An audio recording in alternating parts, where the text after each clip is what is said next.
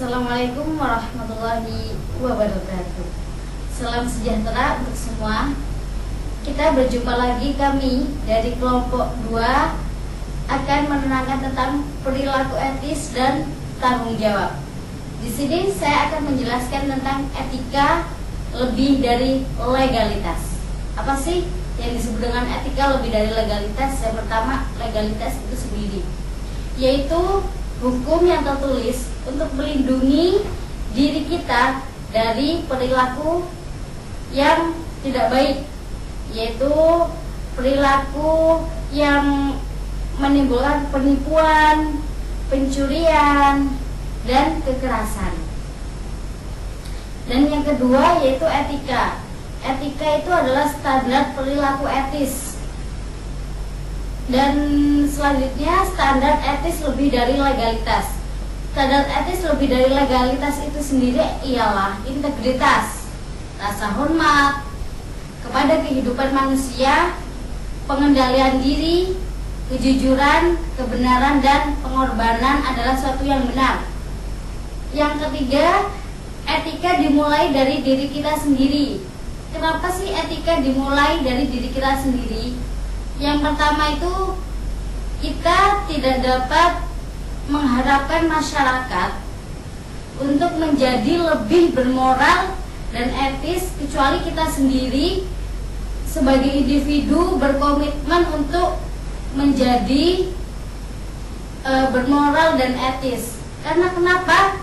Seandainya kita menjadi seseorang pemimpin, kita nggak bisa mengharapkan bawahan kita lebih baik daripada kita kalau kita tidak bisa mengaca kepada diri kita sendiri.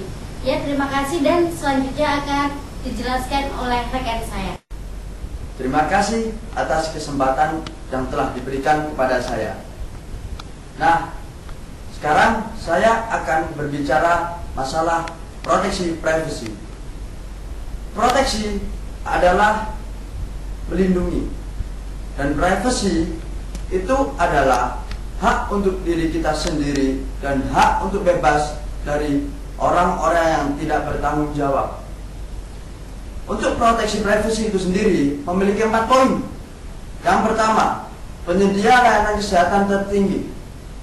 Kita ambil contoh di sebuah perusahaan ya. Nah, yang dimaksudkan layanan kesehatan tertinggi untuk sebuah perusahaan itu sendiri melakukan kerjasama terhadap sebuah rumah sakit. Itu bertujuan untuk melakukan kerjasama masalah asuransi terhadap pegawai perusahaan itu sendiri maupun atasan yang telah melakukan kerjasama tersebut. Yang kedua, toko dan departemen Homeland of Security mencetak terendah. Department of Homeland Security itu seperti halnya Departemen Keamanan Dalam Negeri. Kita tahu seperti polisi, TNI, dan lain-lain. Yang ketiga, Demokrat memiliki PTS yang lebih tinggi daripada afiliasi politik lainnya. Yang keempat, 81% responden merasa masalah pribadi itu penting atau lebih penting. Menurut saya masalah privasi itu lebih penting, karena itu adalah sebuah aib ataupun rahasia bagi diri kita sendiri, dan nggak mungkin kita menceritakan masalah aib atau rahasia kita terhadap orang-orang yang tidak bertanggung jawab. Sekian dari saya, terima kasih, dan akan dilanjutkan oleh rekan saya. Terima kasih kesempatannya. Kali ini saya akan mempresentasikan tentang hasil survei yang dilakukan di Universitas MBA terkait dengan etika mahasiswa. Yang pertama, hasil survei itu membeli stok di dalam informasi. Yang kedua, mengungkapkan rahasia perusahaan keluarga. Yang ketiga, itu ada memberikan keputusan pembelian. Lalu yang keempat, membayar seseorang untuk menutup kesepakatan bisnis. Namun yang terjadi dalam survei kali ini, membeli stok dalam informasi pendapat. Di slide berikutnya saya akan menjelaskan tentang cara paling populer untuk memonitor karyawan. Yang pertama, itu ada internet. Dari internet kita bisa mengetahui bahwa perusahaan kita telah aktif atau tidak. Dalam artian kita bisa melihat kinerja karyawan, apakah karyawan kita memang benar-benar bekerja atau tidak. Yang kedua, latar belakang tes.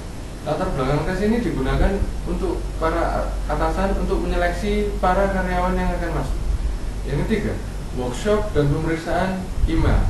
Itu bisa langkah yang ketiga, atasan dapat mengecek email-email yang masuk ke perusahaan, apakah itu ada invoice atau email-email penting yang tidak diketahui oleh atasan selama atasan tidak ada di perusahaan. Yang keempat, workshop dan memeriksa file komputer.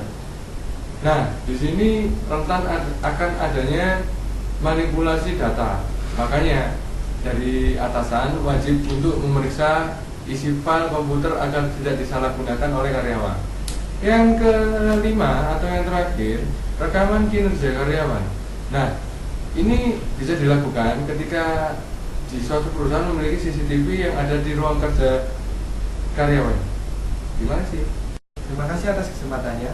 Saya akan mempresentasikan tentang etika dalam bertanya. Yang pertama adalah apakah hal itu legal. Yang dimaksud dengan hal itu legal adalah apakah kebijakan yang dibuat oleh perusahaan tersebut diterima atau tidak oleh orang banyak. Jika tidak, kebijakan itu harus dipertimbangkan lagi. Yang kedua adalah apakah hal itu seimbang. Yang dimaksud dengan hal itu seimbang adalah apakah kebijakan itu bersifat adil kepada semua orang dan bagaimana perasaan orang lain terhadap kebijakan tersebut. Yang ketiga adalah bagaimana tindakan tersebut dapat mempengaruhi perasaan saya terhadap perasaan saya sendiri. Yang dimaksud dengan bagaimana tindakan tersebut dapat mempengaruhi perasaan saya terhadap perasaan saya sendiri adalah apakah kita bisa merasa bangga jika keluarga atau pihak lain mengetahui keputusan kita, dan apakah kita mampu mendiskusikan situasi atau tindakan tersebut. Ini saya akan menjelaskan faktor-faktor yang mempengaruhi manajerial. Ada 3 poin. Yang pertama individu, yang kedua organisasi, dan yang ketiga lingkungan. Dan yang pertama individu, ada 4 poin. Yang pertama nilai, yang kedua keterbatasan kerja, yang ketiga status keluarga, dan yang keempat kepribadian, dan poin yang kedua organisasi.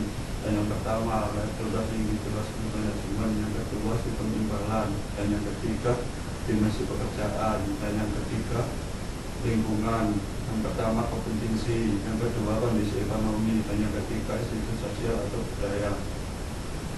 Terima kasih atas kesempatannya. Di sini saya akan menjelaskan tentang kode etik. Kode etik itu sangat bervariasi, tapi dapat diklasifikasikan menjadi 2 kategori utama. Kategori yang pertama adalah kode etik berbasis kepatuhan, dan kategori yang kedua adalah kode etik berbasis integritas. Kode etik berbasis kepatuhan itu menekankan terhadap pencegahan perilaku yang melanggar hukum dengan meningkatkan kontrol dan dengan memberikan sanksi kepada yang melanggar.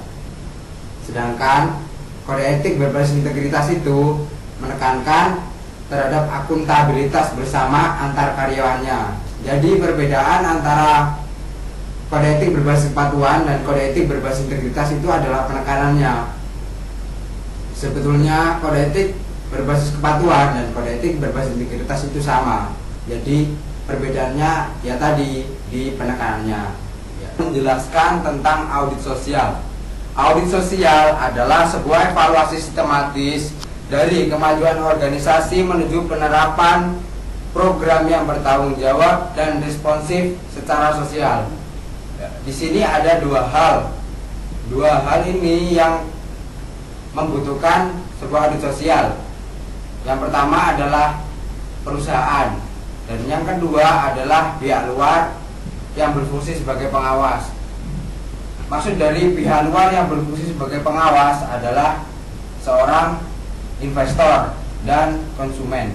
Mereka membutuhkan sebuah audit sosial karena mereka ingin mengetahui kemajuan perusahaan tersebut, ingin mengetahui usaha tersebut. Jadi mereka ingin memerlukan sebuah audit sosial. Ya, ini yang dapat saya sampaikan. Selanjutnya akan dilanjutkan oleh rekan saya. Terima kasih atas kesempatan yang diberikan. Di sini saya akan menjelaskan tentang langkah-langkah untuk meningkatkan etika bisnis. Ada 6 langkah untuk meningkatkan etika bisnis. Yang pertama, dukungan dari pimpinan tertinggi. Di sini, manajemen puncak harus mengadopsi dan mendukung tanpa syarat kode tingkah laku korporat yang eksplisit. Yang kedua, pemahaman karyawan. Karyawan harus memahami bahwa ekspektasi perilaku etis dimulai dari puncak dan bahwa manajemen senior mengharapkan semua karyawan untuk bertindak sesuai aturan atau sesuai etika. Yang ketiga, pelatihan pimpinan. Manajer dan yang lainnya harus dilatih untuk mempertimbangkan implikasi dari semua keputusan bisnis. Yang keempat, etika kantor. Sebuah kantor etika harus dibentuk. Jalur telepon menuju kantor harus segera diadakan, sehingga karyawan yang tidak ingin diketahui oleh petugas etika dapat bertanya mengenai masalah etis secara anonim. Yang berikut, pemberitahuan pihak luar. Yang termasuk dalam pemberitahuan pihak luar di sini adalah pemasok, subkontraktor, distributor, dan pelanggan. Mereka harus mengetahui etika yang ada dalam kantor. Dan yang terakhir, pelaksanaan etika. Kode etika harus ditegakkan.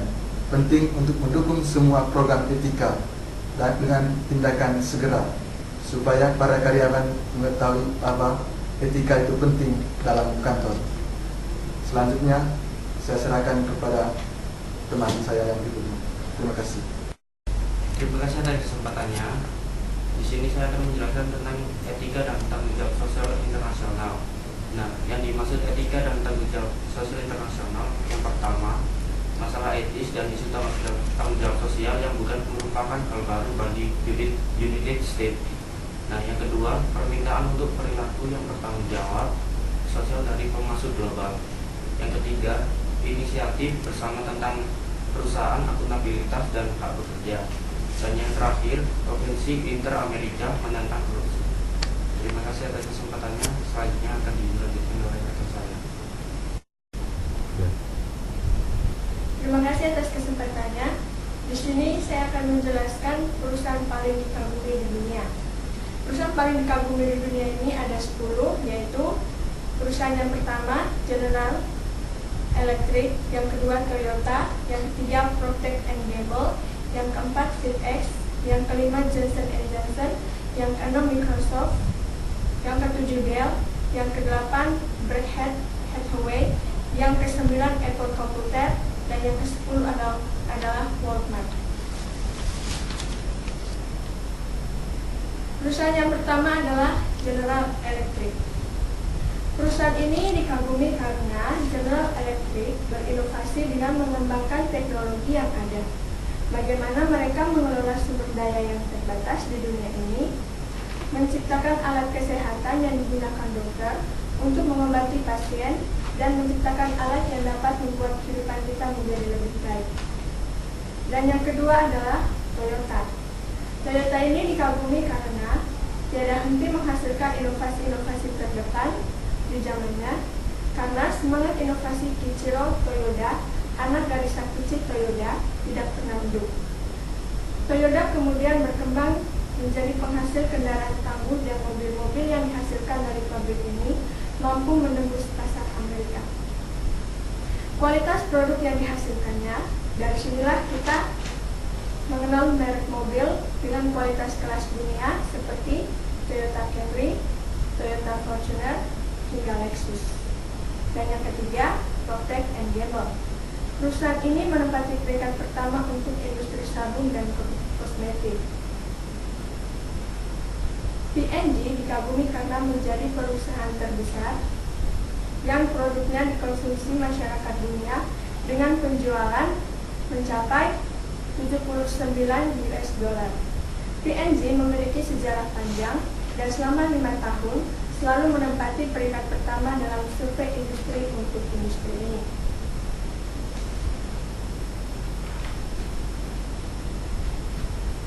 Yang keempat adalah FedEx. Perusahaan ini menempati peringkat kedua dalam industri pengiriman. FedEx dikagumi karena mampu bangkit dari resesi dengan cepat. Dunia usaha tetap mengandalkan FedEx untuk jasa pengiriman tepat waktu dan layanan berkualitas tinggi. Yang kelima adalah Johnson & Johnson. Dia dikagumi karena ketika warga Amerika kembali mempercayai dan memuji langkah-langkah yang diambil J&J, bahkan konsumen mendukung kembalinya Tylenol dalam kemasan baru. Kesuksesan J&J mengatasi krisis Tylenol membuktikan kesetiaannya pada budaya perusahaan. Yang keenam adalah Microsoft. Dikagumi karena dalam beberapa tahun terakhir meluncurkan produk baru yang kuat. Mesin pencari Bing merupakan alternatif baru meski kurang populer dari Google. Yang ketujuh adalah Dell.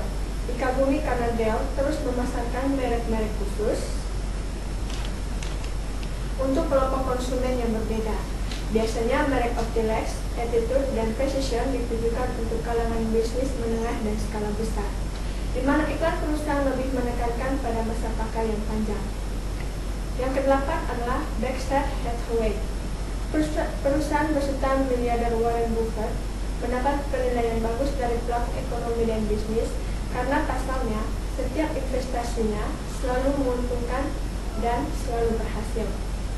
Yang kesembilan adalah Apple Computer.